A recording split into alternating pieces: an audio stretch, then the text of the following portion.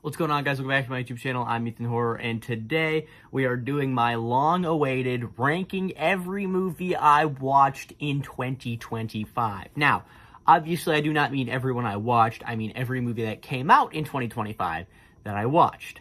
So, I watched 76 movies, okay? 76. That is a crap ton of movies.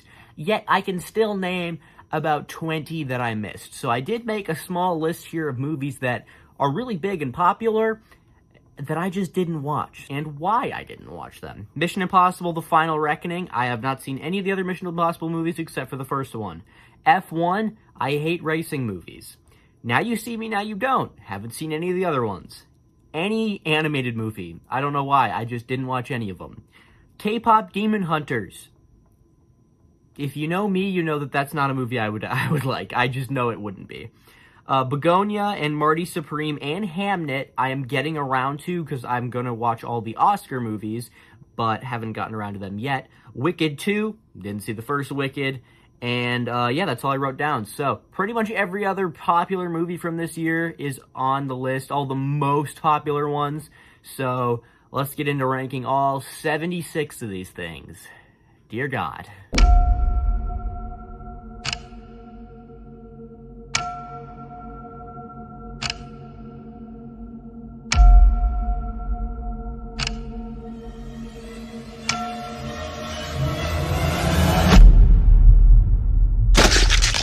Starting off with my dead last, number 76, the worst movie I watched from 2025. War of the Worlds. Oh my God. I watched this movie expecting nothing from it, and I was still disappointed. I didn't expect anything. I was like, I'll just put this one on in the background. I forget what I was doing, but it eventually captured my full attention, but for the completely wrong reason. I was baffled continuously by the choices made in this movie. Like, this movie makes the acting in Friday the 13th look like Daniel Day-Lewis in There Will Be Blood. Abandon my child! Ice Cube is so awful. Like, every single time something will happen, he'll just, like,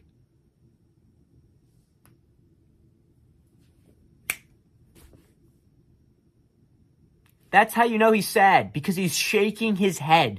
That's all he does. And there's so many of his stupid faces that he makes in this that just, like, if it's a screen life, this is a screen life found footage movie. We are looking at this dude's face the entire time. And if we don't get a good main performance, we're not gonna get a good movie. And what do you know? We didn't get a good movie. And this movie also has one of the worst twists I've ever seen in my entire life. There's this, like, hacker guy that's, like, going against the government and saying that the government is bad.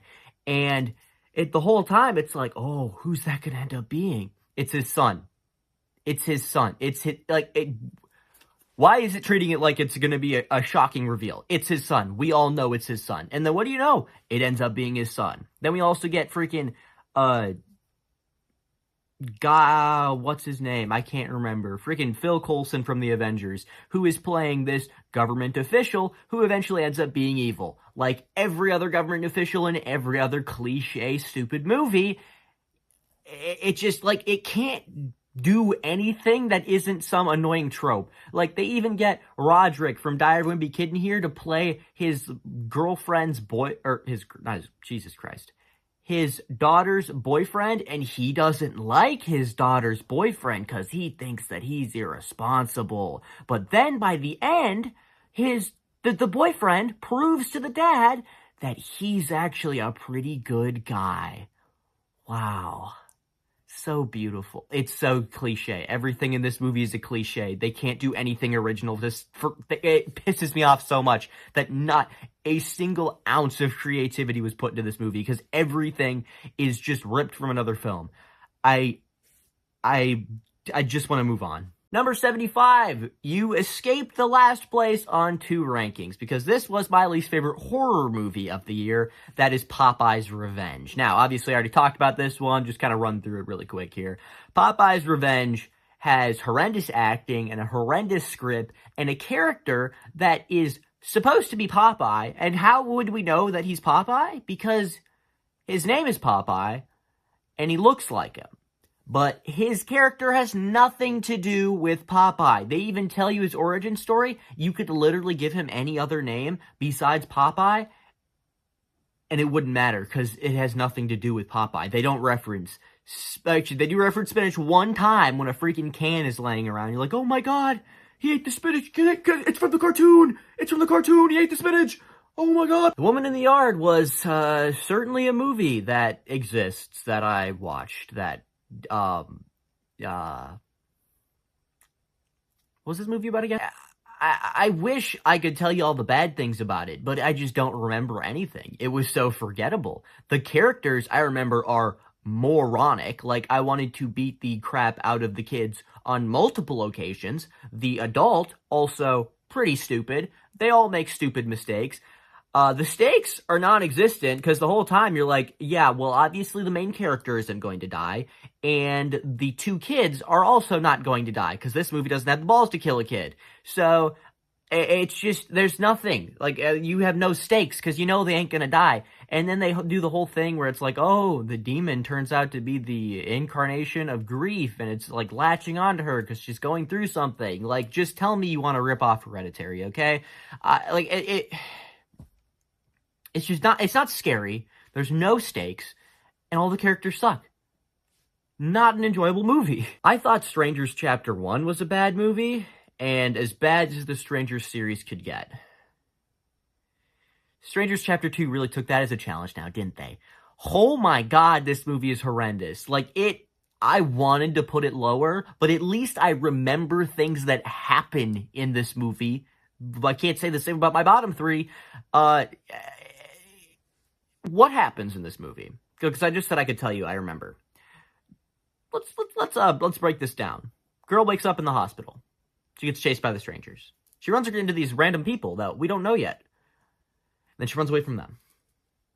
Then she runs into the strangers. Then she runs away from them. Then she runs into these people again. Then she runs away from them.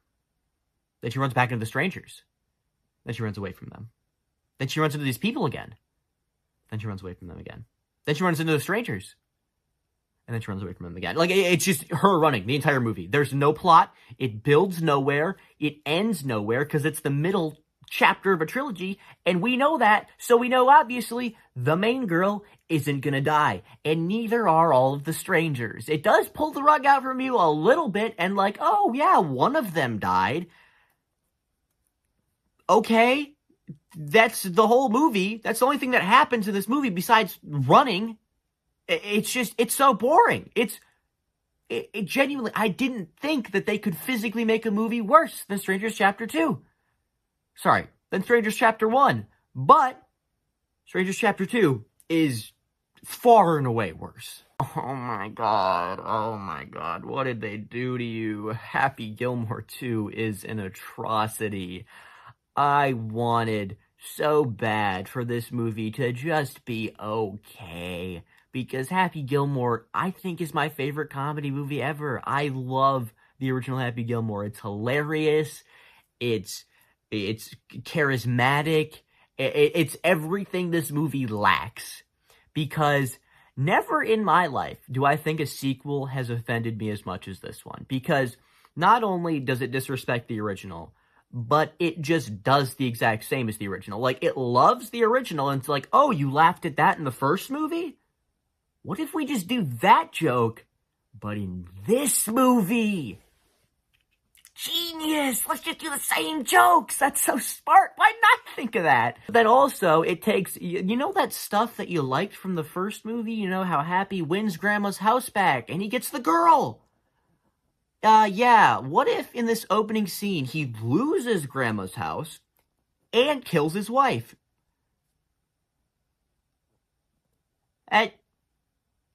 It seems like you're disrespecting the original film, but how can you be disrespecting the original film when every single joke you pull is pulled from the original film? Like, they literally just run through the exact same jokes with the exact same people, and if those people aren't alive, the actors aren't alive, then here's their son. It really pisses me off here. And then it also turns into a freaking Super Bowl commercial for, like, an hour, where it's like, oh, look at these cameos. Look, we have Travis Kelce in the movie. Look, it's Guy Fieri. Hey, it's Post Malone. Oh my God, Bad Bunny. I know that guy. I don't know if this movie understands, but famous person, celebrity showing up is not a joke. That's not funny. It's just, oh, they got Travis Kelce for this movie. That's pretty cool. Oh, wait, they got Eminem? Okay. That's not a joke. It's not. It's not a joke. And then you get the original characters from the last movie. Happy Gilmore, fine.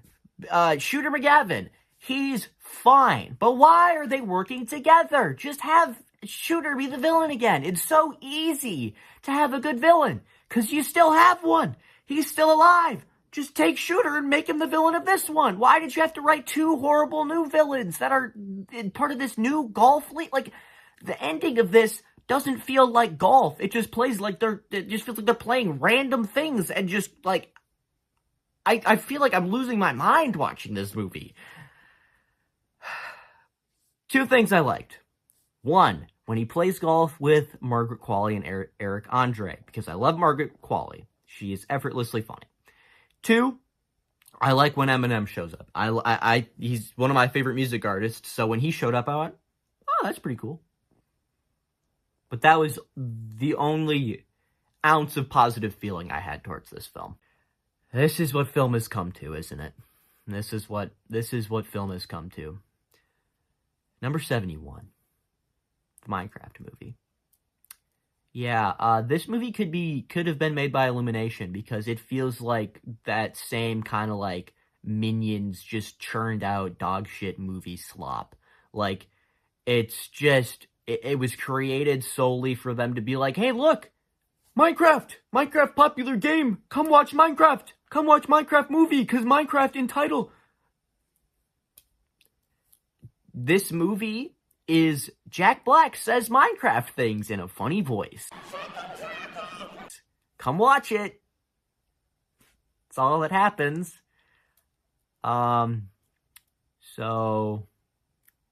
why did this movie make so much money again? Oh yeah, the chicken jockey. That's so fun. He said chicken jockey. It's so funny.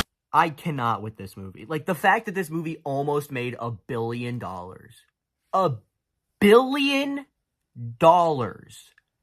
And it is, I don't care if it's a meme. There can be memes, but it damn well better be a good movie as well. Shrek is a meme, but it's also a pretty damn good movie. This movie is not funny. It has no jokes. It makes no attempts at jokes. It's just, here's Jack Black showing you Minecraft things. Get it? Because it's from Minecraft. And guess what? Minecraft is my favorite game of all time. So I was one of the people that they were advertising to, because I love Minecraft. But here's the thing. Put in Minecraft stuff. I feel like it's not that hard. Like, the villains, sure, they are Minecraft characters, but why not have the villain be the Wither? Why not have it be the Ender Dragon? That feels like such a missed opportunity. And then you get all of these characters who have nothing to do with Minecraft. Like, it doesn't, I can't comprehend it. Jason Momoa, fine. Jack Black, can't dislike the guy. Jennifer Coolidge, she had a couple of funny moments. That's about all I can say about this movie. And it's going to get 400 sequels, and the next one's going to make $1 billion, because that's how film works these days. Number 70 is the other movie that came out this year that's like a horror twist on a childhood character. Peter Pan's Neverland Nightmare. It's a good concept, and about 10 minutes in, I thought to myself, I was like, this one might not be that bad. Yeah, it was pretty stupid that I said that, wasn't it? Yeah, I jinxed it. Number 69. Nice. What's not nice is I Know Last Summer 2025. Here's the thing with this one. I have laid into this movie twice, and I frankly do not have the energy to lay into this movie again. So I'm going to do something extremely lazy. I'm going to input my, me talking about it from last video. Sorry. This is the only one I'm going to do with that, I promise. But let's see what I had to say. Where do I even start? Like, I guess we can start with the reveals. Spoiler warning if you haven't watched this movie. Honestly, I don't care. Like, I don't care about spoiling this movie. You have two twist villains here. You have the first twist where you're like, oh, okay, well, using process of elimination, it has to be her. I forgot her name even. That's how uninteresting this character is and her motivations. Like, I just was like, okay, sure. You know what? At least it wasn't a bad reveal. Speaking of bad reveals, what if we take this character that was in the first two movies as a protagonist who was trying to save him and his friends from the fishermen? That's your killer.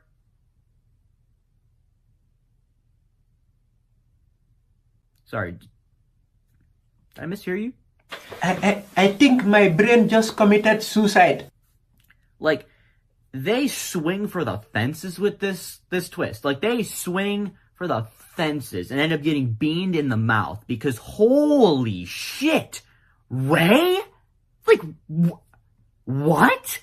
'Cause especially this movie, this one, not even the first two, this one contradicts that. Because the entire movie leading up to this, he has been the same character with these same motivations that we've seen him as, and he stayed in this town to protect people in case the fishermen ever came back. And that's what he does for this movie. He even kills his accomplice.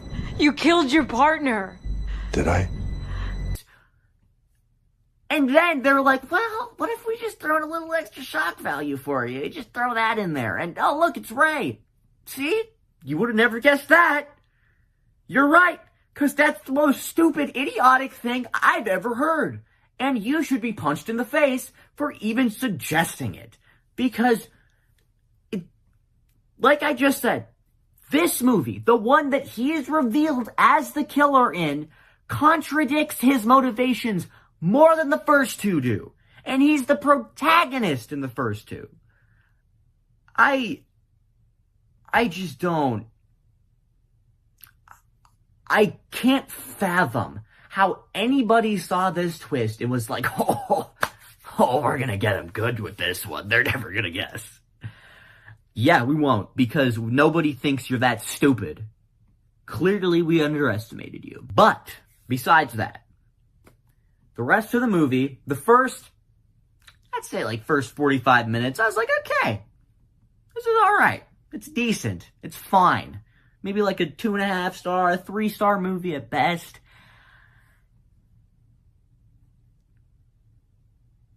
Yeah.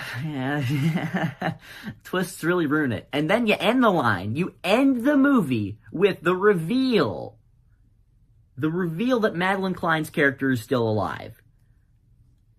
Sorry, first off, how the hell does that make any sense? I'll talk about what she says in a second here, but how the hell does that make any sense? She was stabbed, fell overboard in the middle of the ocean, and somehow does not bleed out in the ocean, does not drown because she's been stabbed, and swims back to shore.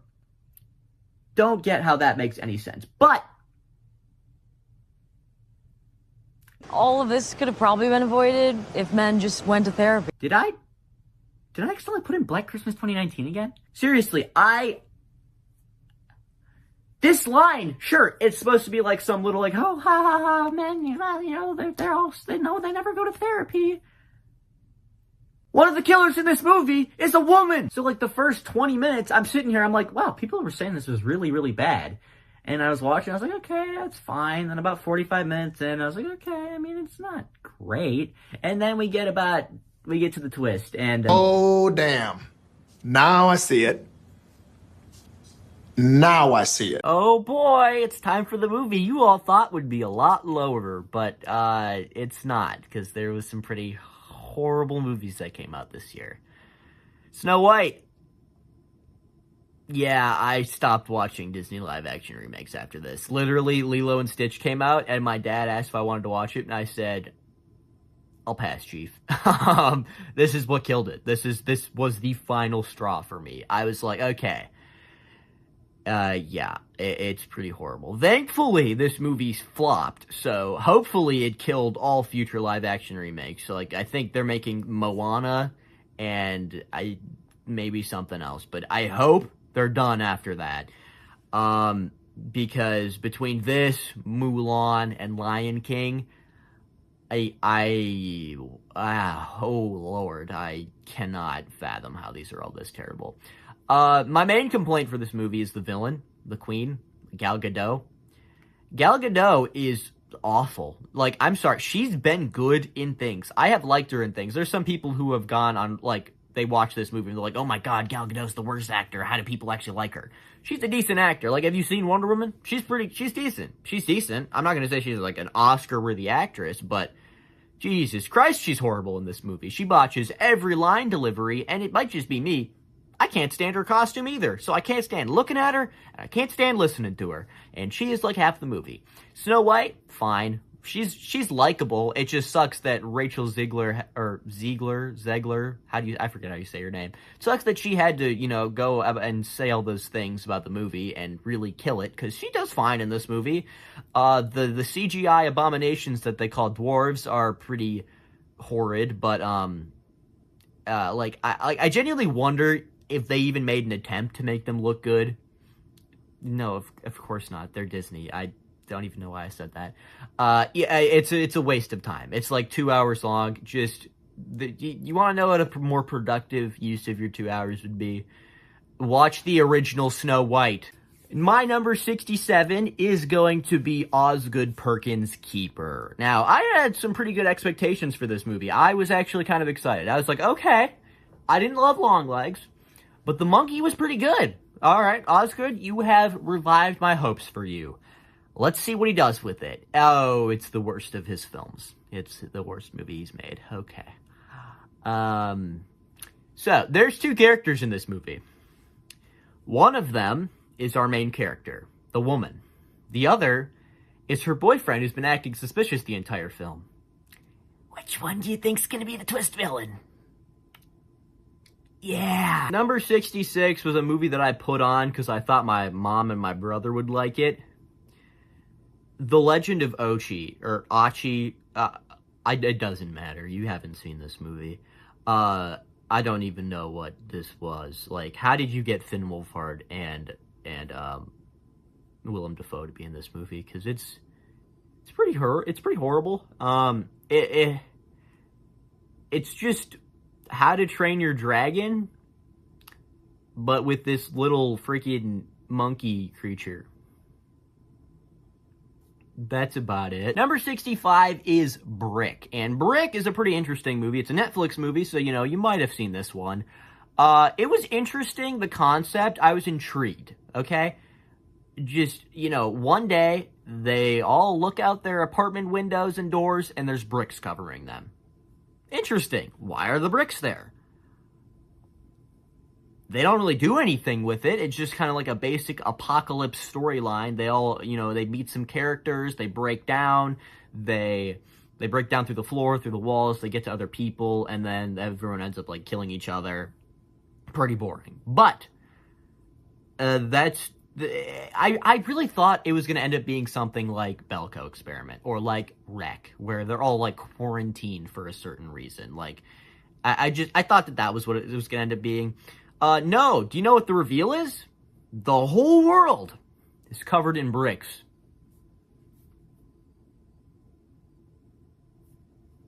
Why? Number 64, another movie you probably thought would be lower than it actually is, and that is Him. Here's the 2 reasons why it's higher. Performances.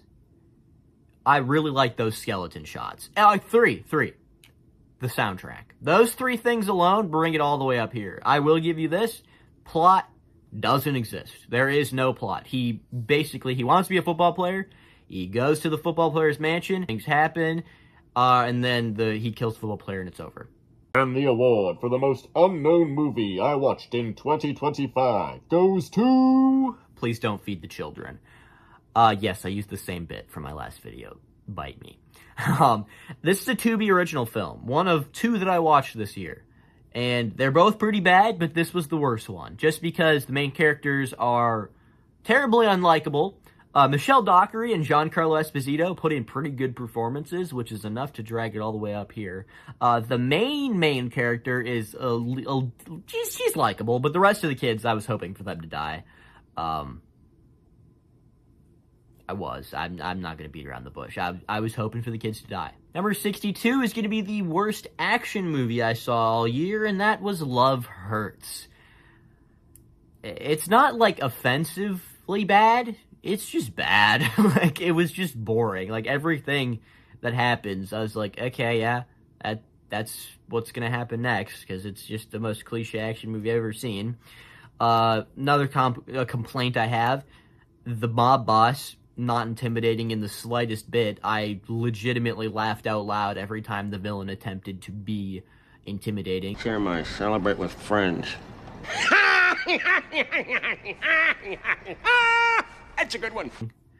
Which I don't know if that was the intention. If it was, then I guess you got me, but I don't think it was. He just wasn't an intimidating villain. You get Sean Astin in here. Why is Marshawn Lynch in here? Yeah, it's like a rom-com action movie, but you can tell the whole plot before you watch the movie. So, not horrible, just like below average, I guess. 61! Don't Kill Me. I get it, this was one of the most hated films to come out this year. I did not despise it with every fiber of my being. Kind of pregnant. It is still kind of dog shit, but, like, it's not horrible. It's pretty bad, but it's not, like, without compliments. I laughed a few times. I thought the romantic comedy element actually worked a little at some points, occasionally. When the main character sucks as much as this main character does, it's hard to make you enjoy the comedy movie. So, I don't like it that much. I just have to justify not putting it in my bottom 10. And I did laugh a couple of times. I did not laugh at the miscarriage jokes, nor the queef jokes, but I don't know why I'm trying to justify not having a bottom 10. It's bad. Ziam was interesting. It's about as far as my enjoyment went for the film. It's just this guy beating up zombies and trying to get to his girlfriend. And he has the plot armor of every single MCU hero thrown into one, because he survives like 3 explosions at point-blank range and a collapsing building. So, yeah, it's a zombie movie. I like zombie movies, but I don't like this one. Moving on. Our number 49, Borderline. Borderline was pretty bad, I'll be honest. I went into it and I was like, okay, so we got Samara Weaving. I love Samara Weaving. She's incredible in almost everything she's in, everything that I've seen at least. Let's see what they can do with it. And they don't do anything with it. They don't do anything with her incredible acting ability or her incredible comedic timing. They just are like, yeah, she's good. But what if we just, like, didn't put a movie around her? We just kind of, like, freaking make a crappy, horrendous movie and just kind of shove her into it. That's what they did. So, yeah, I didn't like this one. Coming in at number 58 is going to be Five Nights at Freddy's 2.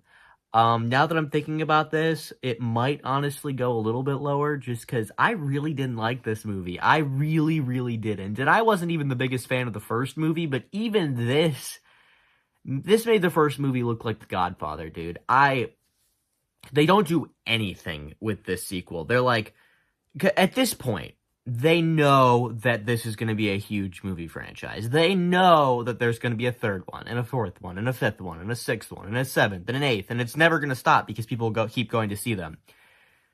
But because of that, they think that they can get away with just not doing anything. So they introduce Michael, who is not the same character as Mike, but then they're like, yeah, we'll put him in one scene, and then we'll just deal with that later. Like, I mean, he's in the game, so it may as well just, like, toss him in there. Also, we're gonna advertise McKenna Grace in every single press conference and interview, but this is where we're gonna get him. She's in the movie for, like, 5 minutes. Not even. Less than 5 minutes. Genius!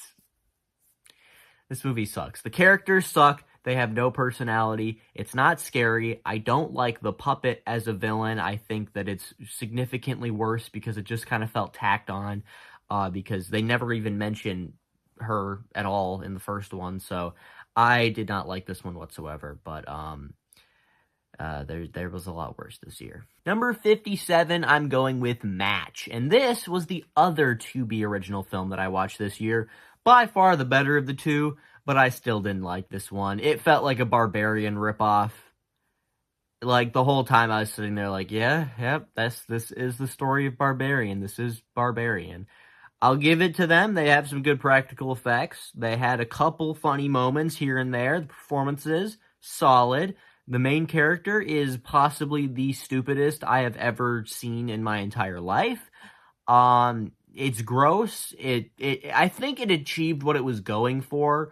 I just personally would rather watch Barbarian.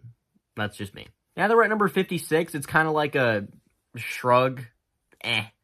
That's kind of where we're at here for the next, like, 30. It's just like, I mean, it's all right. And starting off with The Wolfman. It's all right. Like, I expect a lot more from Leigh Whannell as a director because I've seen what he can do. I've seen Upgrade. I've seen The Invisible Man. He made the best Insidious movie. So this was it just really didn't do anything. Julia Garner, love her. Even she can't salvage this movie. She tries, but it just was not a memorable werewolf movie. And I love werewolf movies, and it just didn't stick out at all. Number 55 is going to be the most disappointing film of the year, and that is VHS Halloween. Now, I love the VHS franchise, and I've seen fans of the franchise actually saying that this one isn't that bad. That's why it's, my opinion. So, in my opinion, this is the third worst VHS movie. But I have already talked about this movie at length multiple times, so I'll just kind of run through the segments here pretty quick, give you my thoughts. The wraparound, Diet Phantasma, fun, had some good kills. That's about it. Coochie Coochie Coo, I did not like whatsoever. I thought it was just nasty, and the plot was way too basic to salvage it. Supra Sick Infra, whatever that means. It felt like just another forgettable VHS Supernatural segment. It had some good moments, but Fun Size was the one I was most excited for, and the one that I hated the absolute most. I do not like the comedy in this because they decide penis jokes are all that they're going to do, and they do about 40 of them. So it's just a lot of penis jokes. There was some good moments. I thought there were some decent kills, but overall did not like that one whatsoever. What we got next? Kid Print, pretty effed up, honestly. It's actually a pretty messed up one. That one might be my favorite. No, the next one's definitely my favorite. But between those two, I liked two of the segments. And then the last segment is Home Haunt, by far the best. It is about these guys who set up, this dad and his son who set up a haunted house, and all the haunted house attractions start coming to life and killing people. And there is some gnarly kills in here, and it was so fun to watch. So that segment alone catapulted it up here. Another one that's just kind of like, it's fine. Good Boy. I went into this one actually with pretty high expectations. I had heard good things. It is a story told from the dog's perspective. And it's not what you'd think, where it's like a GoPro on the dog's head. No, it is the dog acting. And for what it's worth, that dog's a damn good actor. And he's cute as hell, okay? The plot doesn't really hold up. It's very confusing. I get it, it's supposed to be like the dog doesn't have all the information, so obviously it'll be a little confusing to us, but I just ended up thinking it was pretty boring. And I like slow burn movies, so I'm not saying it just because it's a slow burn. I just thought that this one was pretty boring. But I saw a lot of people loved it, and I'm glad for it, because it's an indie movie, and I like it when indie horror movies succeed. Please just hear me out, okay? Number 53, How to Train Your Dragon. Now, is this a good movie? Yes, it is. Do you know why it is a good movie?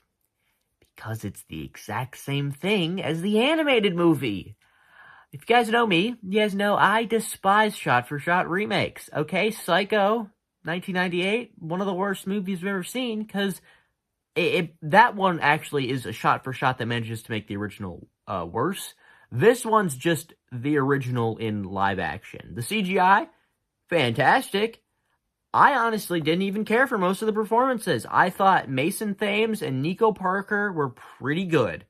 Otherwise, Julian Dennison, solid as fish legs.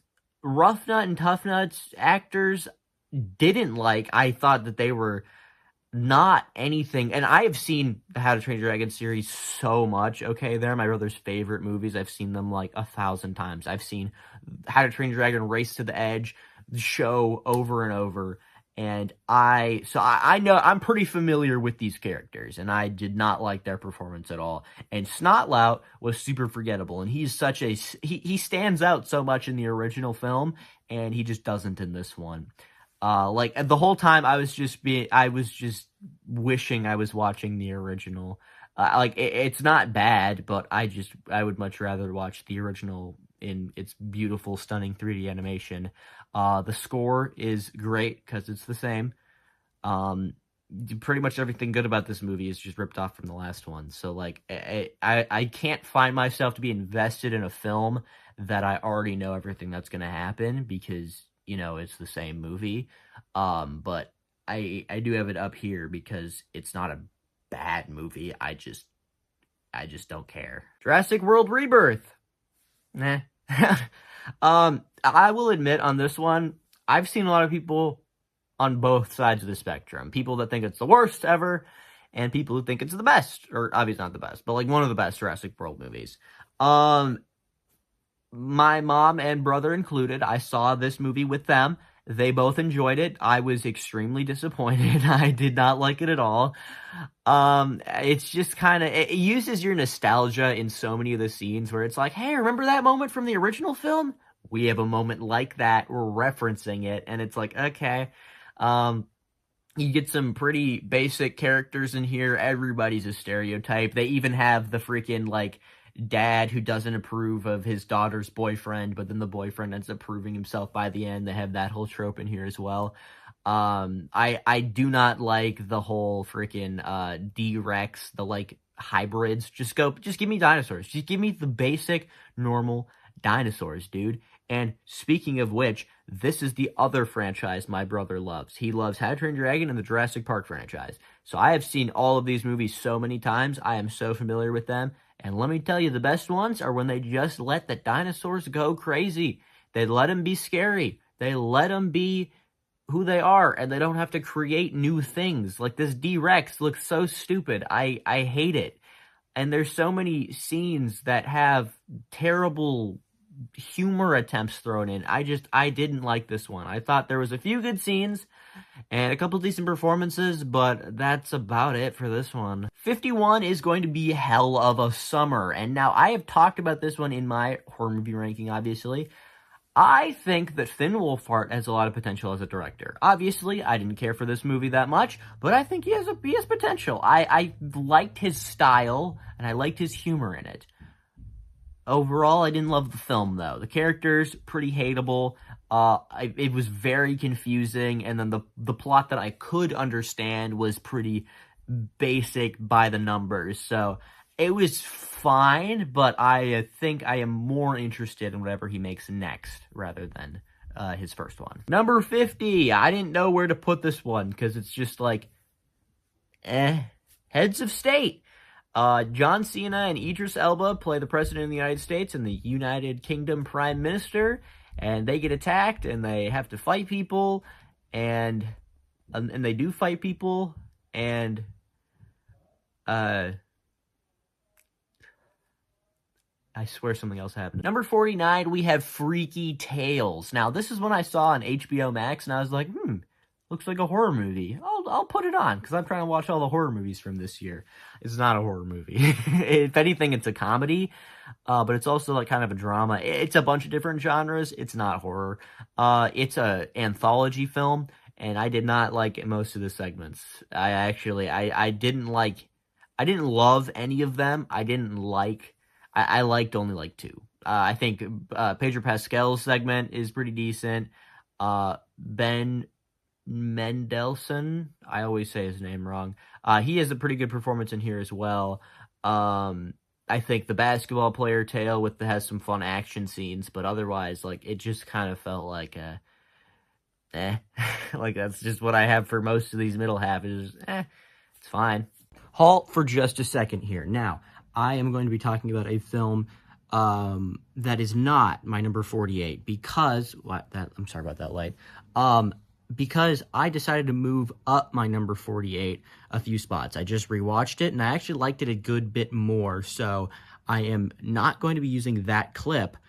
I'm going to be re-recording it, talking about how much I liked it, and it is moving up in my list. So the next, I think, 4 or 5 are going to be off on the number. When I put up the little graphic, I will have the right number there, but just know, I know that the number's wrong. It's just, I knew people would comment on it if I didn't say anything. So I'm moving this one up because I just rewatched it and I like it more. So back to you.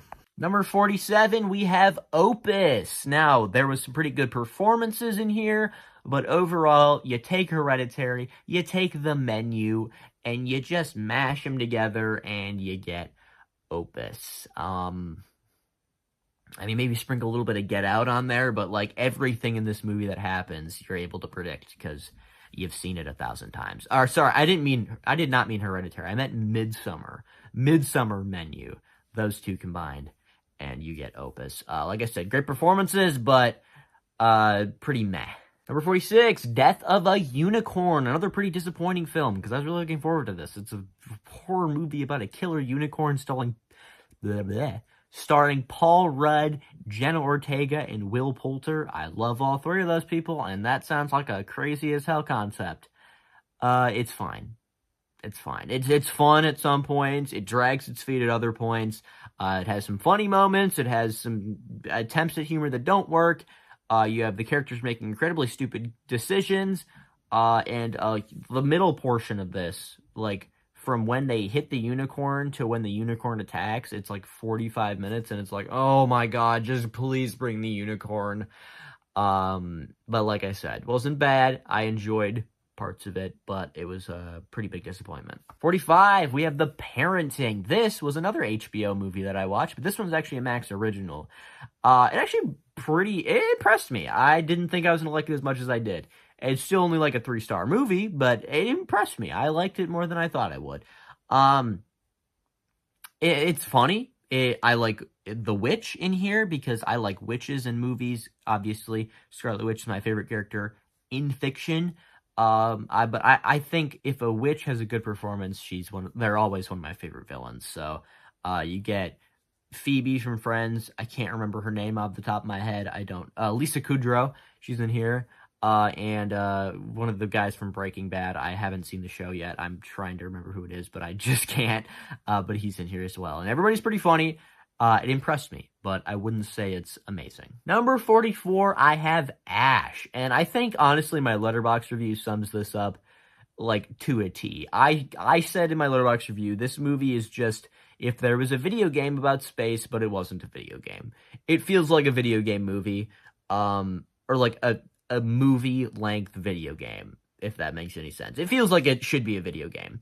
And honestly, I think this might work a little bit better as a short film than as a feature-length movie, because it feels like the plot that they have could have filled like a half-hour-long movie, because half of it is flashbacks, half of it is them actually in the present, and there's a lot of filler in between that I think you could cut down. And I think if you did make this like a 30, 45-minute short film, it would benefit from it greatly. So, like I said, not bad. It's just, it was pretty, like, there was large chunks in the middle where just nothing happened. All right, so this is officially the portion of the list where I would say I have majority positive feelings for them. So we're starting off with one that I'm sure I'm going to get shot for, Superman. Two things. One, I don't like Superman, okay? I don't think he's an interesting hero, and I'm sure I'm going to get shot for that. But number two, I'm a Marvel guy, okay? And besides Batman, I don't know anything about DC at all. So, like, all the comic book references, all the characters that were referenced, right over my head. So, I enjoyed it. I thought it had some good action sequences. I thought David Cornsett was pretty good. Nicholas Hoult is really good as Lex Luthor. Lex Luthor is great villain in here. Perfect.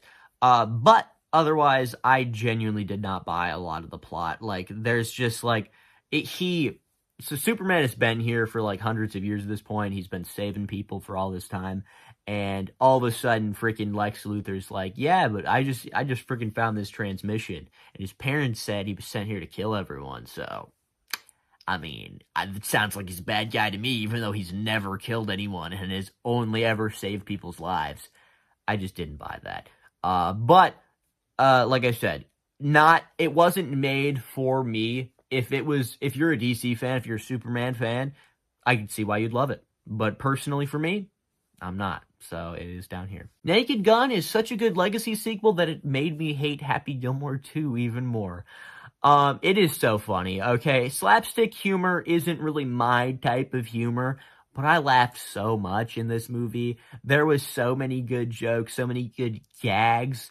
And there was a really funny O.J. Simpson joke in here, because everyone's like looking at portraits of the characters from the first film that they're supposed to be like the descendants of, and O.J. Simpson was in the first film, so I thought that was pretty funny and clever. I was surprised by how funny Liam Neeson could be. I haven't seen him in many comedies, so that's just for me personally. Like, I haven't seen him in many comedies, so it was a surprise to see him being so funny. And the other lead, Pamela Anderson, I don't know where I think I might have been living under a rock, because she is so hot in this movie, and I looked it up, and apparently, common knowledge, Pamela Anderson's very hot. I don't know how I never once have, like, I've heard her name before, but I didn't know that she was, like, the hot girl for a while, because I don't even care how old she is still gorgeous. I was also watching this movie on a plane, so it wasn't the best atmosphere to be watching this movie, considering I was, I think I fell asleep for like 10 minutes in there, and I haven't bothered to rewatch it. Liza Koshy, didn't think she was the funniest. Kevin Durant, I actually thought was pretty good, so I enjoyed this movie overall. I think it could have been better. I haven't seen the original Naked Gun, so, I don't even know if that movie's good. 28 years later. And I think this movie actually went up a decent bit for my horror movie ranking. I've rewatched it since then, and I enjoyed it a little bit more than I did last time. A little bit. Not like significantly more, but it made me more excited because I'm going to see the new one soon. So, I rewatched this one, and I enjoyed it. I like some of the characters a lot more. Still think Jodie Comer was robbed of an Oscar here. I think she puts in a fantastic performance. She is the highlight performance for me. Otherwise, you get Ray Fiennes, who's fantastic. You get Aaron Taylor Johnson, who's great. I think everybody is great in this movie. It has some good action sequences. It has some good gore. The ending still... I don't know if I'm missing something here, but I just don't get it, and I don't like it. But otherwise, pretty good. And at number 41, we have reached our first Marvel film of the year, and that is Captain America: Brave New World. Now, I saw a lot of people hating on this movie. It's not that bad. It's not that bad. Obviously, I don't have it anywhere near my top 30. I don't think it's a good movie. I just thought it was fine. It was enjoyable. It did what it was trying to do. And that's it. Like, I had fun with it. I thought Captain America was pretty likable. I like the new Falcon. I thought Red Hulk was a pretty good character. I mean, it would have been better if he was in more than 5 minutes of the movie, but he's good. That is literally my main complaint for the movie, is that they spoiled the Red Hulk reveal in the trailer, but the entire movie is spent building up to the Red Hulk reveal, even though in, like, pretty much the first teaser trailer and in the poster of the movie, it's Red Hulk. So it's kind of stupid how the entire time it's like, oh, is it going to be, what's wrong with him? Like, obviously he's going to turn into Red Hulk. We know this. Let's just, come on, let's get on with it. Number 40. This one's too high. I understand. This one is probably the only one, or maybe this and like a couple others, where you're like, really, that high? And it is going to be Fear Street Prom Queen. Now, if you saw my Fear Street ranking, you'll know I don't like this movie. I don't think it's good. I thought it was enjoyable. I had fun with it. I'm not, again, not saying it's good. It is a bad movie. But I had a lot of fun with it. It is one of the few movies this year that I actually double watched. I watched this movie twice because I watched it with a friend. And I enjoyed it. The first time, I'd say I definitely liked it a lot less. But the second time, I just had fun with the 80s vibe, the 80s slasher. The twist is the most predictable I've seen in a movie in years. The killers are fine. The main characters, I did like the two main girls. But yeah, like, it was just a fun little slasher movie, and that's all I wanted from it. Obviously, from a Fear Street movie, I expected higher, but the second time going in and being like, all right, I know it's just going to be a little all-right slasher movie, so don't expect much from it. And I had a decent time with it, so it's here. Number 39 is one of the few movies this year that I have no idea what anybody thinks about it, because I didn't see any reviews, anything featuring this movie, so It Feeds is going to be my number 39 here. I looked up to see what people think about it. It got a 2.6 on Letterboxd and a 90% on Rotten Tomatoes, or 89%, sorry, on Rotten Tomatoes. So I don't know. I still don't know. I think people like it. I like it. Okay, I enjoyed it. I thought it was fine. Obviously, around the middle of the list, it's like, 3-star movies. It was enjoyable. Pretty good horror movie here. Concept is a little basic. I like the performances. I like the world that it builds out in such a small amount of time. It's not great. It's kind of just another supernatural horror movie, but I had a good time with it. Number 38, The Electric State. Why does everybody hate this movie so much? People literally, I was looking at like Letterboxd reviews, and it is despised. Like, this is said to be one of the worst films of the year. It's completely okay. Alright, so my expectations were in the dumpster. So when I saw it, I was actually decently surprised. Which, again, is probably just because of, my expectations for it were in the dumpster. Because, Letterboxd said it was the worst film to ever exist. I've been racking my brain trying to think of why people hate this movie so much. It's fine. Number 37 is Havoc.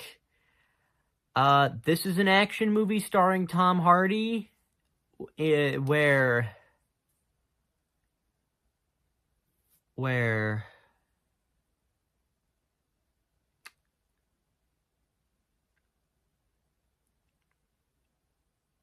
yeah, like, it's just kind of a fine action movie. That's all I have to say about it. It's a fine action movie. I had fun. It's not life-changing or, really bad. It was just like, that's a 3-star movie. Moving on. All right, so number 36 is the film that I moved up a significant amount. I was going to have it at my number 48, and it jumped up 12 spots after a rewatch. Sarah Squirm, Live and in the Flesh. Now, I knew nothing about her. I knew nothing about her style going into this. If you go into this movie not knowing anything about her or her style or having watched her on SNL, it's life-changing. I haven't decided if it's a good type of life-changing, but it'll change you by the end of it.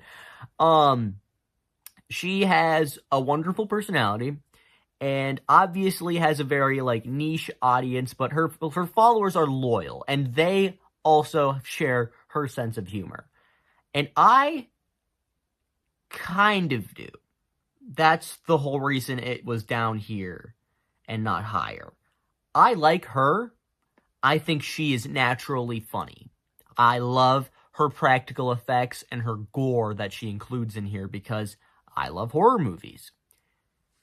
But here's the thing.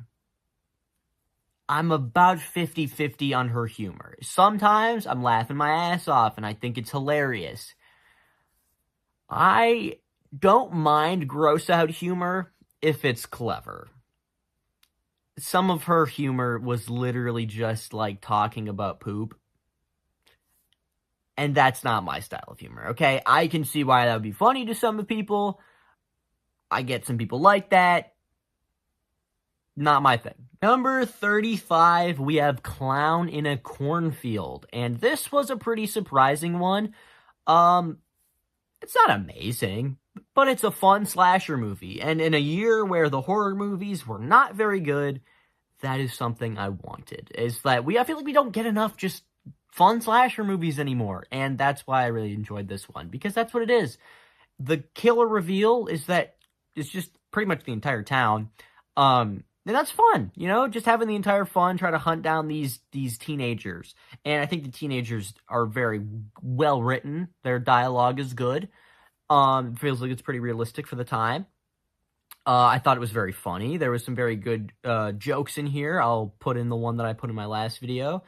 But between this and Tucker and Dale, I don't think I am completely sold on Eli Craig's style yet, but I wouldn't say I'm out on it either. I thought it was a fun little slasher movie, and that's all it really was trying to be, I feel like, and I feel like it succeeded, so it's in the middle. Number 34. Now, I watched 4 of the Best Picture nominees this year. 3 of them I loved. Number 34, Train Dreams. I didn't like this one. Sorry, I saw that it was nominated for Best Picture and I was like,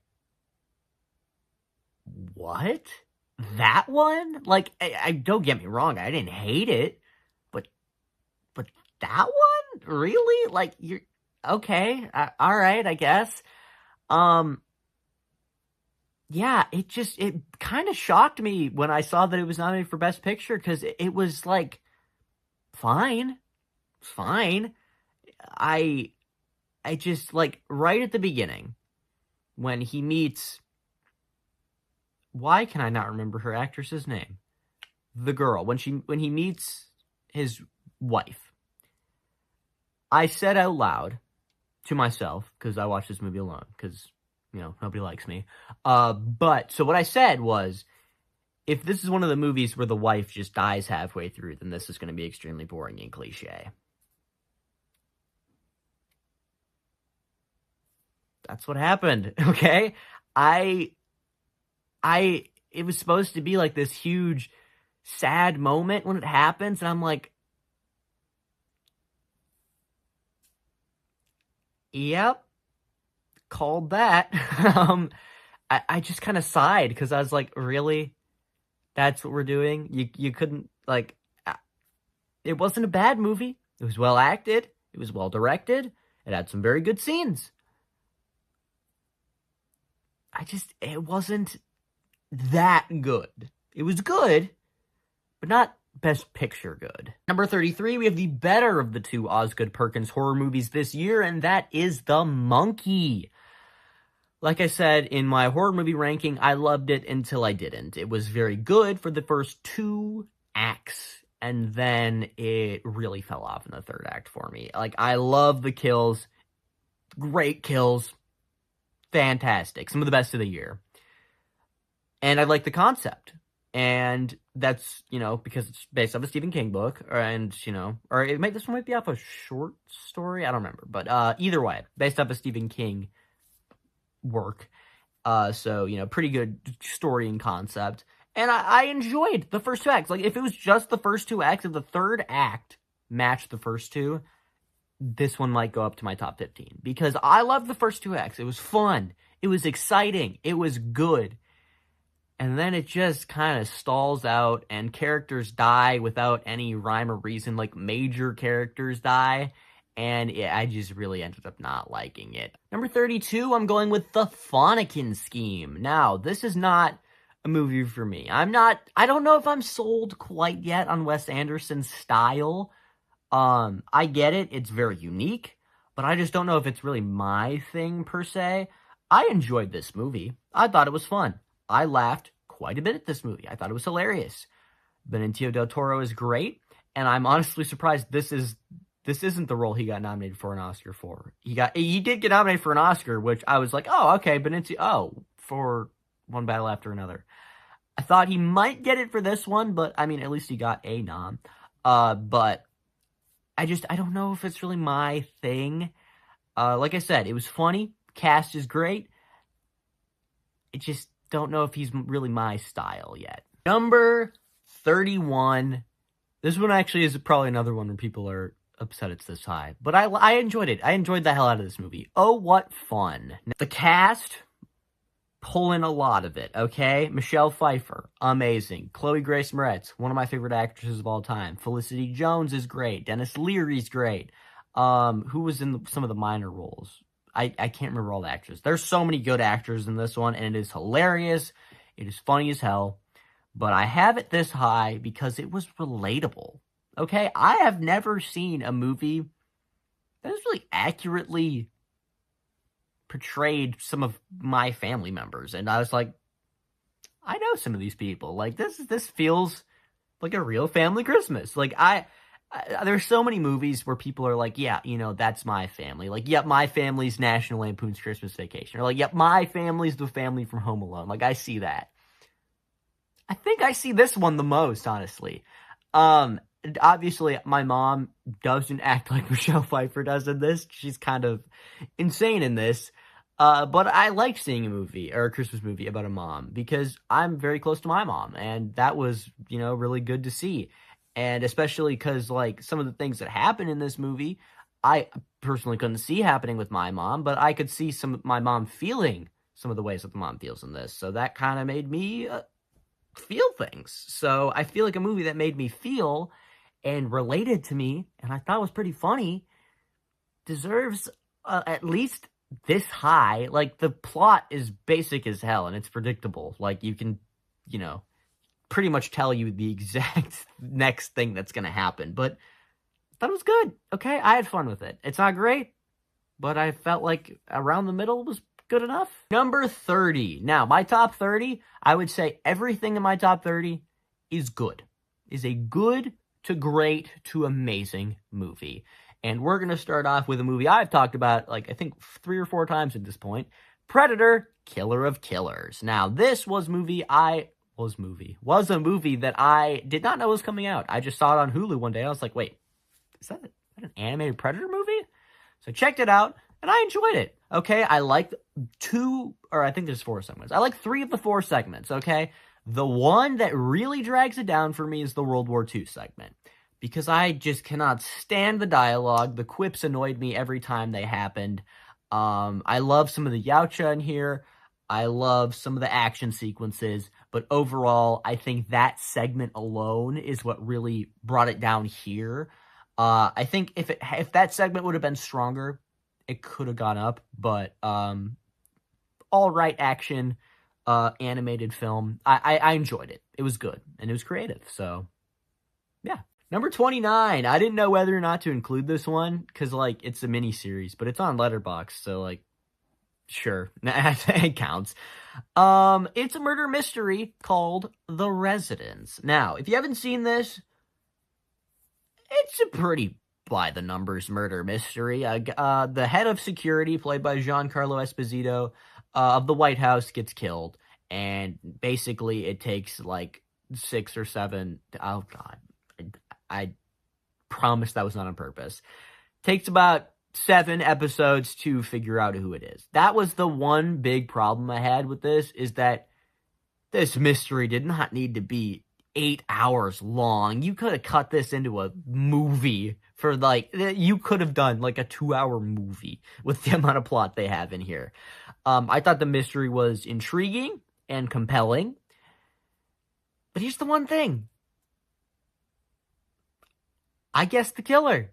And I feel like in a murder mystery, shouldn't be able to guess the killer. And the first time I thought of it, I was like, yeah, no, I think that's it. And then they introduced so many motives for all of these people.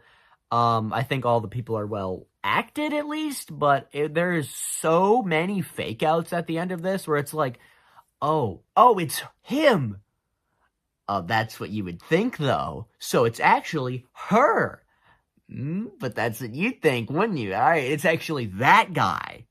But you'd think it was that guy, so it's not clearly that guy. And it's like, okay. Just tell us. Like, come on. You don't need to drag this out for freaking 2 more episodes. But they do. It just... 460 minutes is too long for a story that could have worked in 120. Or even 90. Like, this... it's fine. And it also felt very much like, yeah, we have Knives Out at home. Like, the main the main detective felt very much like Benoit Blanc in the Knives Out stories. And I don't know what the whole thing with, like, her bird watching thing, like, she just loved to watch birds. I don't know what that was about. It didn't relate to the story at all. And it felt like it just took up a lot of extra time that was unnecessary. I don't know. Okay. It was fine. It was all right.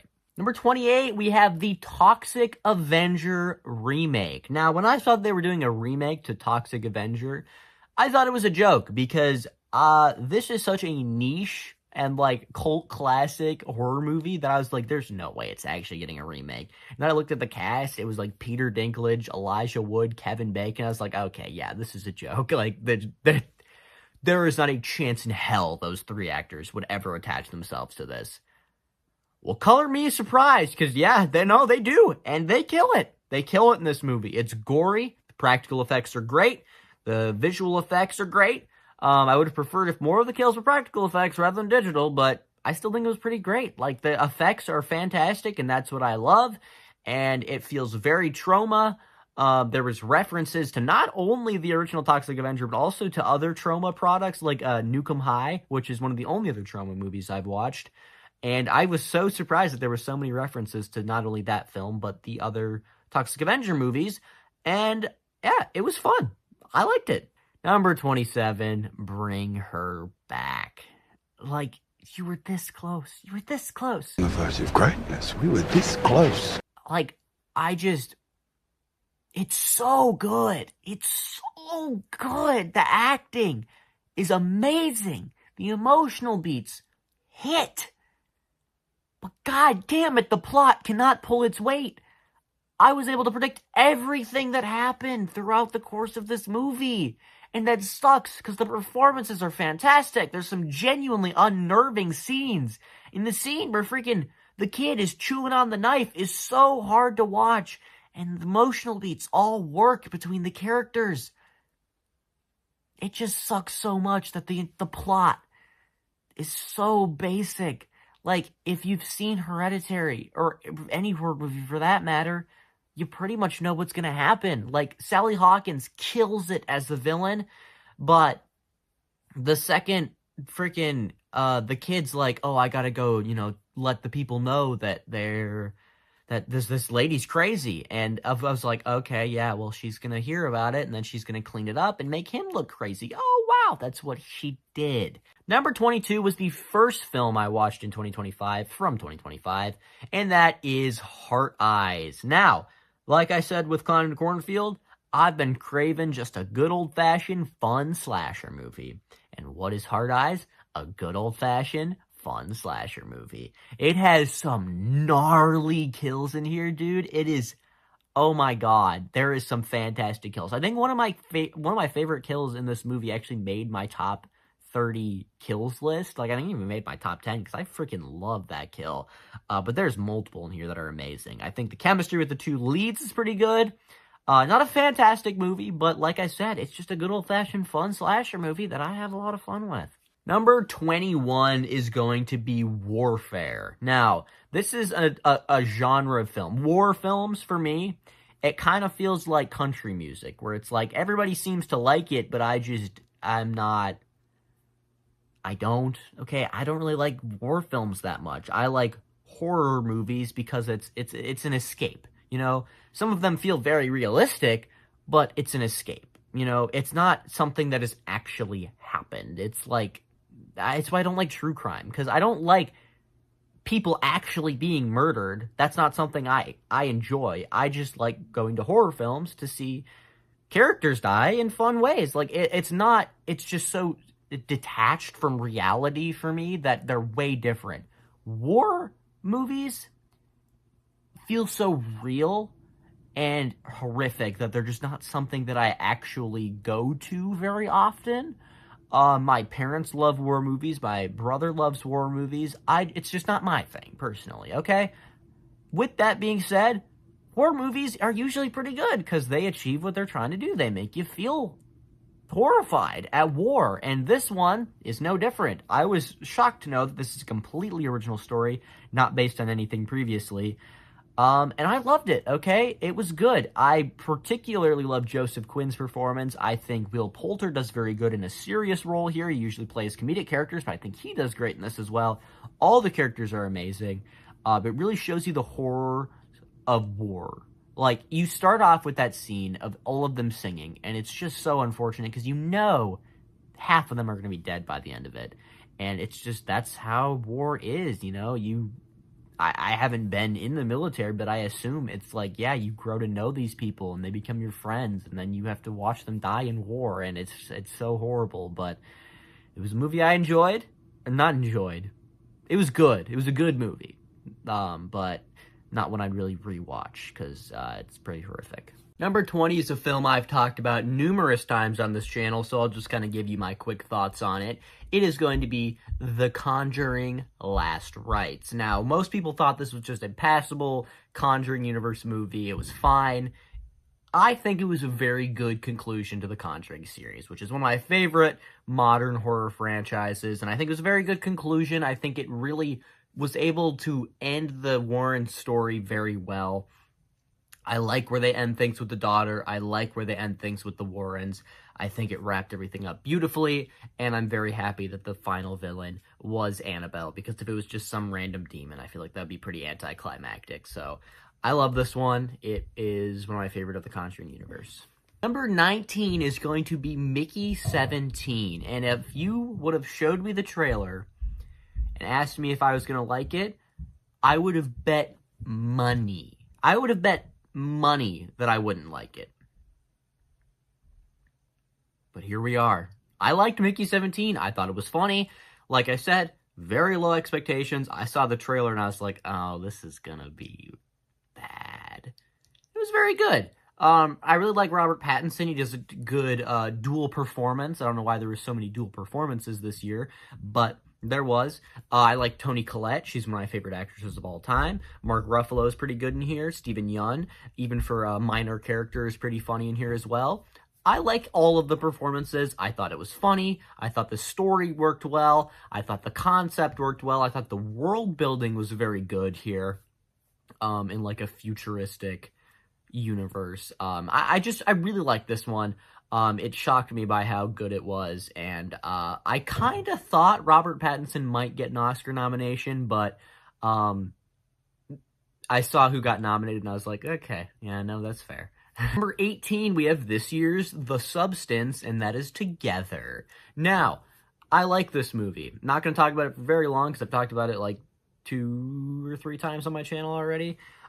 It's very good. It's hard to watch. There's some very good practical effects. There's some very good digital effects. I would have preferred if more of the gore was on screen, because one of the most gory parts, they don't even show. It's where their arms are, like, connected, and they go in with, it's a chainsaw or hacksaw, I don't remember. It's a saw, and they go in, and then it cuts away. And I really, really would have liked to see that, because that could have been a awesome moment of gore. There is still a very, very hard to watch scene in here in the bathroom. If you know, you know. And I really like the, like, codependent relationship aspect where they both end up merging together, you know? So I really like this one, is what I'm trying to say. Number 17, we have The Black Phone 2. Now, this was probably my most anticipated of the year, at least top 3, because I know I really was looking forward to The Conjuring and Megan, so top 3, but most anticipated of the year. And I'd say it paid off. I didn't expect it to be as good as the first movie, because of course it won't be. But it was good. It was a solid sequel, a decent enough follow-up. I liked it. It was a good movie. I thought the performances worked. I thought it expanded the universe more. I thought everything about it was good. It wasn't fantastic like it was in the first film, but it was good. It was a good movie. Number 16 is the second Christmas movie that came out this year that I watched, and that is Silent Night, Deadly Night 2025. Now, this is the second time this franchise has been rebooted, and by far, the best Silent Night, Deadly Night movie. Yes, not only did we get the best Final Destination movie this year, we got the best Silent Night, Deadly Night movie this year, because goddamn, this movie's good. You get Billy, and he is more of a protagonist in this one, more of like a Dexter. He's more of like an anti-hero. And I really like that aspect of it, because you want to like him in the original film, but then he ends up becoming the villain. In this movie, he kills people who it's completely justified. Like, he kills other murderers. He kills Nazis. Like, they completely deserve it. And then it's kind of like a combination of Dexter and Venom, because he also has like this voice in his head who happens to be the guy that killed his parents, which I thought was weird until they tell you that his parents actually killed the grandpa. So, I mean, it kind of makes sense. And I really like the main romance. I think that they actually both sell it very well. I think Rowan Campbell, very good casting for Billy. The second I saw him, he was cast as this, I was like, you know what? He wasn't the best part of Halloween Ends, but yes, absolutely. That is exactly a perfect casting. And his love interest is very good. She's the killer in Happy Death Day. I forget her name. But she's very good as well. So definitely the best Silent Night, Deadly Night movie. Huge surprise. It's up here. Starting off our top 15, we have the second best Marvel movie to come out this year, and that was Thunderbolts. Now, it's a toss-up between the two other ones besides Captain America on which you prefer. I personally prefer the one I haven't mentioned yet. I still really, really like Thunderbolts, obviously. It's number 15 of the year. I think it's very good. I like that it introduces the new Avengers. It takes some of the lesser-known characters that were like more side characters in their original movies and makes them more the forefront. And I really like that. You know, you get more Bucky, who's really good. I love Yelena. She's one of my favorite characters in the MCU now. This movie made me love Ghost. It made me feel for John Walker. I don't know if I really like him yet. It was very good. The stakes felt pretty low. You know, it's just another... felt like it went back to basics and just had another fun Marvel movie where the entire universe, multiverse, isn't at stake. It's just fun little story of this group coming together that felt like, you know, the original Avengers or Guardians of the Galaxy. I really liked it. And the only problem I have with it is that they marketed Taskmaster as a main character, and, well, you know how that ended up. Coming in at number 14 is going to be the better of the two Predator movies that came out this year. Granted, both of them were pretty good, but this was my favorite of the two, and that is Predator Badlands. Now, I think this has become my second favorite Predator movie. I loved Prey, but this movie's great, okay? It turns the whole Predator thing on its head, and it takes a risk and makes the Yautja the main character, the protagonist of the film. And I didn't know if I was going to like having to like read the subtitles for every single line of dialogue he has, but I ended up not minding it because of Ellie Fanning as Thea. She might be my favorite character, like original character to come out of this year. I freaking love Thea. She is hilarious. She makes every scene better, and you take some of these potentially boring scenes where they're just kind of walking and talking, and Thea and her charisma make it so much better. So I love this movie. It was hilarious, it was heartfelt, and it is the second best Predator movie in my opinion, and the 14th best film of 2025. Number 13 is the second of 4 Best Picture nominees I watched this year. As I mentioned, Train Dreams was all the way down there. Guillermo del Toro's Frankenstein is all the way up here. Now, I've talked about this movie a couple times, so I'll just kind of run through some basic things.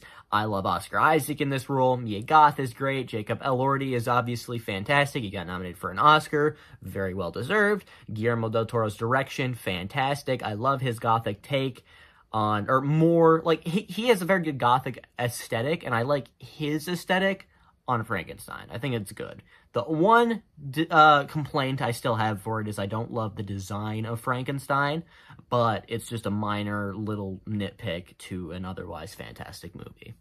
Number 12. You got me, okay? I'm not an Avatar fan. I actually don't even really like the first Avatar. The second one I liked. Number 12 is going to be Avatar Fire and Ash. Now, I had a blast with this movie. I thought the emotional beats hit just as well as they did in The Way of Water. I love how it isn't just another mediocre action movie, which I would say the original is kind of a mediocre action movie. Sorry, I know it's the highest grossing movie of all time, but it's not that good. And this movie is. It is very good. It takes the characters that they've already built up, makes them better, builds up some of the characters we hadn't really seen much from in the last movie.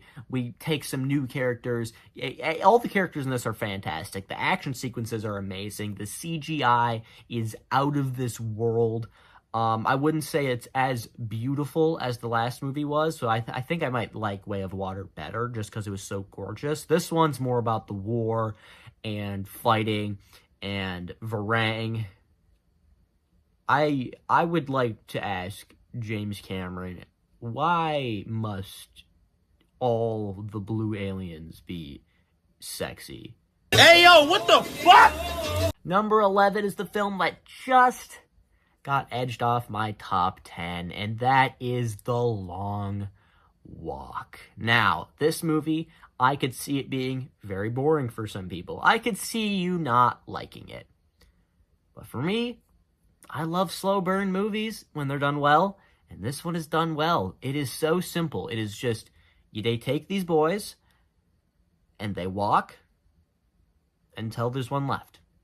It's just them walking, and if they stop walking, they get shot. That's the whole movie. That's all 100 minutes, and it's just simple, and it's heartbreaking. Every single time one of these characters dies, it hits you right in the feels, because you have such little time to get to know them, yet you feel like you know them personally. Like, they're all such amazing characters, and it just, even the characters that you're meant to hate, still, even, like that one guy, he deserved it, but even the ones that are semi, like, short-tempered, it's still heartbreaking when they die. So I really like this movie, and the one tiny nitpick I have is the ending, I guess, but it's a damn good movie. Now, usually for my top 10 is where I go in depth to the movies and talk about them each for like 5 minutes, but I actually just did that in my, I think it's 3 videos ago now, where I went through my top 10 films of the year. So when I go through each of my top 10, I'm just going to kind of run through them quick, and move on. So, number 10, I have my favorite Marvel film of the year, and that is Fantastic Four: First Steps. Now, this movie is fun. It has great performances. The only little tiny nitpick I have is that Galactus is handled pretty easily. Otherwise, it fleshes out these characters very well. It makes me excited to see them in the new Avengers movie. I really like this movie. I think it does the best at capturing the Marvel magic in a while. So I really like this movie, and it is my number 10. Number 9 is going to be Ballerina. Now, this is kind of just, prototypical action movie, but I had so much fun with it. It is a movie that I just, they don't make movies like this anymore. The John Wick franchise is the only place you can really get just these fun as hell action revenge tales. And this one blew my mind by how good it was, because I'm not a huge fan of the John Wick franchise. It's not, my absolute favorite. But I think this might be my favorite of the ones I've seen. I've only seen 3. I've seen the first 2 and this one. And I think this might be my favorite of those ones. I love Ana de Armas. I didn't know if she could play, a badass action hero. Because she feel like she's more of, a sweet character in most of her roles. I know her particularly from Knives Out. So I didn't know if she could really pull that off. And she does extremely well. She is amazing in this, and the story's great. The action is better. Sure, she has a lot of plot armor, but don't all action heroes. It's a great movie. It's my number 9. Coming in at number 8, I have the most underrated film of the year, Drop. Now, if you haven't seen Drop, give it a chance. Please give it a chance. If you watch it and you're like, nah, I didn't like it, fair. Please give it a chance, though. It is by one of my absolute favorite, he's one of my favorite directors at this point, Christopher Landon. He just hasn't missed for me. He always does such a good job at handling the horror with the comedy, with the emotional beats. And this movie, I think, has the most emotional beats out of any of them, because in Happy Death Day, you just get, that one scene. In Happy Death Day 2, you just get that one scene. In Freaky, you just get that one scene. But in this one, they're spread throughout this horrific scenario. I think it's the scariest movie he's made. I think it is the most heartfelt movie he's made. Not the most funniest, or the most funniest. That's how English works, right? I think it could have been a little bit funnier, but otherwise, I really like this movie, and obviously, it's my top 10. Number 7. Will I get shot if I say? I think I get shot if I say this. I don't think One Battle After Another is the best movie to come out this year. One Battle After Another is my number 7, okay? I loved it. I thought it was amazing. Performances, out of this world. Plot, fantastic. Action, great. Humor, lands. I just liked 6 movies more. That's just what it comes down to. I love this movie, but I love the 6 movies above it more. The 6 movies above it gave me something more than this movie did. It just comes down to personal preference here. I love One Battle After Another. You know it's amazing. It's just 6 movies I enjoyed more. Number 6, last film to miss out on my top 5 is Wake Up Dead Man, a Knives Out mystery. Now, if you've seen the video I posted 2 years ago at this point, my top 10 movies, Knives Out was in there, and I'd say it's still probably in there. I love Knives Out. And I love Glass Onion, so I was very excited to watch this movie, and it held up. I love it. I think it's great. I think it is the 3rd best of the trilogy, but that's, again, it's because I love the other ones so much. The only thing that holds this movie back from anywhere higher for me is that I guessed who the killer was. I guessed it pretty damn quick, too. Pretty early in the movie, and that's what really, really sucks. But still a fantastic movie. I think a lot of the character beats work even more than they did in Glass Onion. I think Benoit Blanc is a fantastic protagonist. He's just as amazing in this one. We get some very good performances in here. Like I said, least favorite of the trilogy. Actually, you know what? I think I might like it more than Glass Onion. All right, second favorite of the trilogy, and my 6th favorite of the year. Before we get into my top 5, I want to mention to you guys something. I'm a horror movie channel. I talk about horror movies because I love horror movies. So, yes, 4 of my top 5 are horror movies. So if you disagree with that, that's why I'm telling you. It's personal preference, man.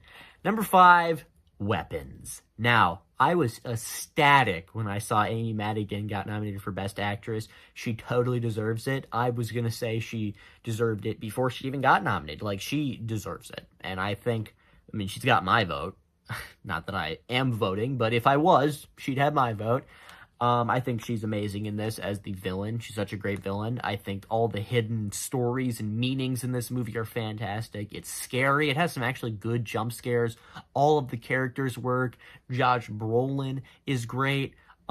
Julia Garner, obviously, amazing. She is one of my favorite actresses. I mean, especially after this year. I mean, she killed it in all the movies she's in.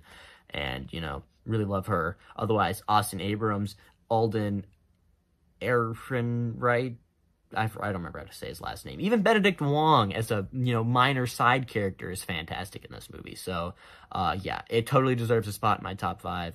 I love this movie. Coming in at number 4. This is probably the movie I have the most to say about from this year. So if you want to see me go in depth on it, please check out that top 10 video. I go into it for about 6 minutes. Like I said, I'm just going to be running through it pretty quick here, though. It is going to be Eddington. There is 2 movies that made me feel the most this year. This was one of them. This is the one that made me feel the most. Like, it made me feel the most dread, the most horror. It was funny, too. Like, Ari Aster is such a fantastic director. I don't get how he's so good. This movie is amazing. There is multiple moments that will leave your jaw on the floor. It has a lot of commentary about how it is today and how people are like woke and, police brutality, and it even takes place during COVID. So like all of that, it's fantastic. It is the best experience I had watching a film this year, but there was 3 I liked more. Number 3. If you saw my last video, you know it just got bumped down 1 spot. It used to be my number 2 of the year. It is now my number 3.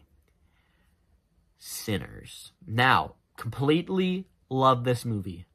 5-star film, okay? It is a 5-star movie. I love it. It's amazing. It deserves all the Oscars that it got. All 16 of them. It should win all of them. Not all of them, but, you get what I'm saying. It deserves them. Just because I don't have it at number 1 doesn't mean it's not amazing, okay? 5-star movie as far as I'm concerned.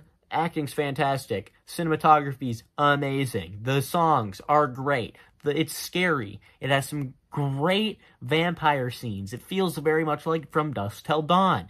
I love this movie. It just came down to which movie did I love more. Number 2 is The Ugly Stepsister. Biggest surprise of the year. Biggest surprise of the year by far. I did not expect anything from this movie. I was like, oh, it's got some good body horror? All right, I'm sure. I'll check it out. This is the only movie to ever make me feel sick to my stomach. And you cannot get me with gore, okay? Terrifier 2 never made me queasy. There's one scene in this that makes me queasy, and it's not a gory scene. It's the scene where she's puking up the tapeworm. I actually, I almost gagged. I didn't, but it was the closest I've ever gotten to it, and I was like, oh my god. This is nasty as shit.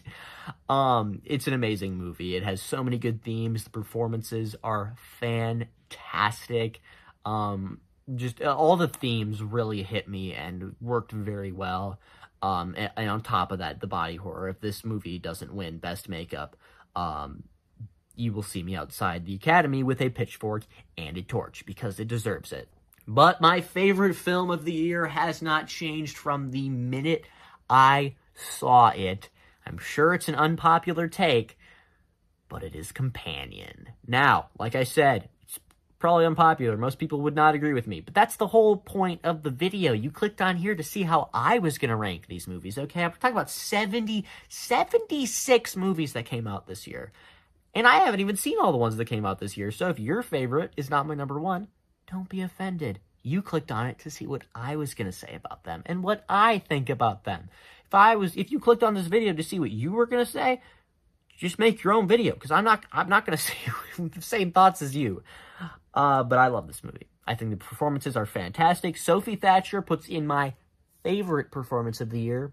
I want to emphasize my favorite, not the best. I don't think she deserved an Oscar, was robbed of one, but she puts in my favorite performance, because I think some of the best performances actually did get nominated for Oscars, but she puts my favorite. And Josh, pretty good villain, especially for a movie that's about androids. You'd expect the androids to be the villain, but no, it's actually a human character, and that's very unique and creative. And this movie actually gaslit me into thinking it wasn't an android movie, because I had seen the poster, and I was like, oh, it's a little android movie. And then I started watching it, halfway through, I was like, oh, it's not an android. I could have sworn it was an android movie, and then the twist happens. Oh, okay, no, I was right, okay. But the fact that I genuinely second-guessed myself is a pretty big compliment. So, like I said, Companion, I love it. It's my favorite film of the year. And finally, I'm finally done with this video. We have gone through 76 films that I watched in 2025.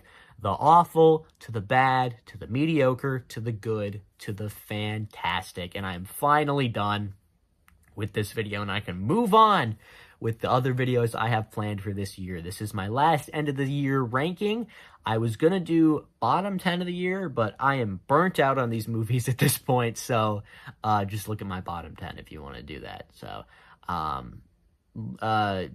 what do I even say at the end of here? Like, subscribe, hit the bell notification, be notified when I post any brand new videos. Comment down below some more video ideas for me, and I'll see you guys in the next one. Number 2 is The Ugly Stepsister. Biggest surprise of the year. Biggest surprise of the year by far. I did not expect anything from this movie. I was like, oh, it's got some good body horror. All right, I'm sure I'll check it out. This is the only movie to ever make me feel sick to my stomach. And you cannot get me with gore, okay? Terrifier 2 never made me queasy. There's one scene in this that makes me queasy, and it's not a gory scene. It's the scene where she's puking up the tapeworm. I actually, I almost gagged. I didn't, but it was the closest I've ever gotten to it, and I was like, oh my god. This is nasty as shit. It's an amazing movie. It has so many good themes. The performances are fantastic. Just all the themes really hit me and worked very well. And on top of that, the body horror. If this movie doesn't win Best Makeup, you will see me outside the Academy with a pitchfork and a torch, because it deserves it. But my favorite film of the year has not changed from the minute I saw it. I'm sure it's an unpopular take, but it is Companion. Now, like I said, it's probably unpopular. Most people would not agree with me, but that's the whole point of the video. You clicked on here to see how I was going to rank these movies, okay? I'm talking about 76 movies that came out this year. And I haven't even seen all the ones that came out this year, so if your favorite is not my number one, don't be offended. You clicked on it to see what I was going to say about them and what I think about them. If you clicked on this video to see what you were going to say, just make your own video, because I'm not going to say the same thoughts as you. But I love this movie. I think the performances are fantastic. Sophie Thatcher puts in my favorite performance of the year.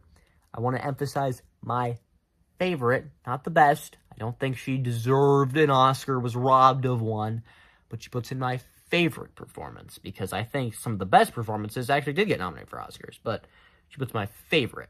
And Josh, pretty good villain, especially for a movie that's about androids. You'd expect the androids to be the villain, but no, it's actually a human character, and that's very unique and creative.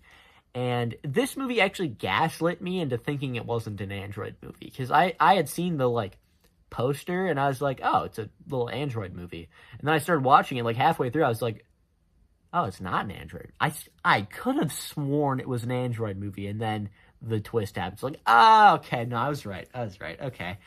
But the fact that I genuinely second-guessed myself is a pretty big compliment. So, like I said, Companion, I love it. It's my favorite film of the year. And finally, I'm finally done with this video. We have gone through 76 films that I watched in 2025. The awful, to the bad, to the mediocre, to the good, to the fantastic. And I'm finally done with this video, and I can move on with the other videos I have planned for this year. This is my last end of the year ranking. I was gonna do bottom 10 of the year, but I am burnt out on these movies at this point, so just look at my bottom 10 if you want to do that. So, what do I even say at the end of here? Like, subscribe, hit the bell notification, be notified when I post any brand new videos. Comment down below some more video ideas for me, and I'll see you guys in the next one.